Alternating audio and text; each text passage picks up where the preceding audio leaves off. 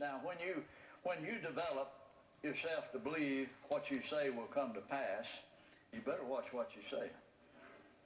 And you got to really watch your tongue then when you release faith in every word.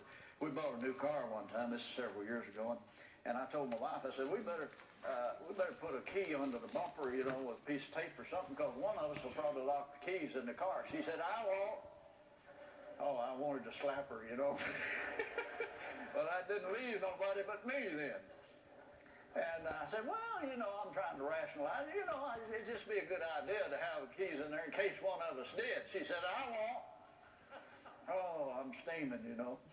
And and I hadn't been bad about locking keys in the car. And when I made a decision, I'll never shut the door unless I got my handful of keys, you know. So I'm going to Little Rock one day, about a week later. And I'm taking some papers to the lawyer's office, and I'm listening to Kenneth Copeland tape. You can have what you say. And I get up there and get out, you know, and I grab all these papers, and I got my handful of papers. And I slammed the door, and I heard my voice say, one of us will lock the keys in the car. Oh, no. Oh, yeah, I looked in there, and sure enough, the keys are in the switch. Oh, I hated to call her and say, bring the other keys. But now I'm telling you, this once you get developed and believing what you say will come to pass, you better put a zip on your lip and not say some of those things, because they will happen so fast it'll almost frighten you sometimes. And if you understand that this is a law, and once you develop yourself to believe what you're saying will come to pass, and this is one of the missing links, is that most time people don't want to take the time to do that. They want to just jump right into it. There's another thing that I was reading an article from a doctor that said there is a part of the brain that is voice activated. And it is the part that secretes the chemicals to the body. The brain secretes 100,000 chemicals to the human body. And Jesus said, he shall have whatsoever he saith. And when people say, oh, I'm trying to take the flu, or I believe I've got so-and-so, I believe I've got this, they're calling for it, looking for it, expecting it. And Jesus said, he shall have whatsoever he saith.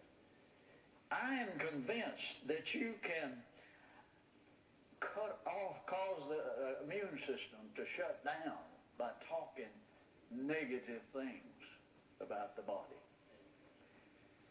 And I believe there's some diseases that will never be conquered unless people learn to speak the language of health.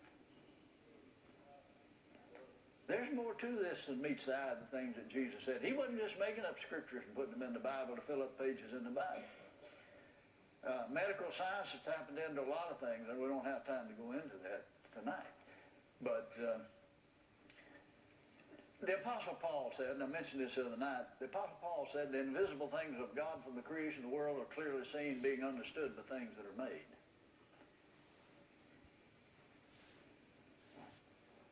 This thermostat back here on this wall somewhere, I can't see it, but it's right there.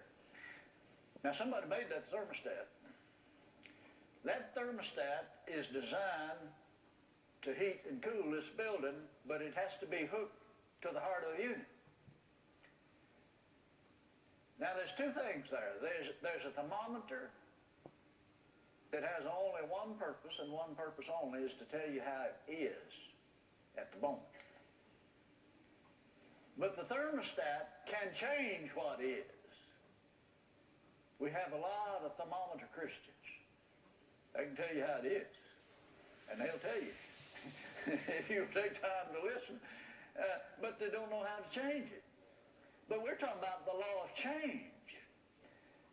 Now see, Paul said the invisible things are clearly seen, being understood by things that are made. Somebody made that thermostat, and somebody made this system. In other words, God, every system on this planet, everything that you can think about, reveals the invisible things of God.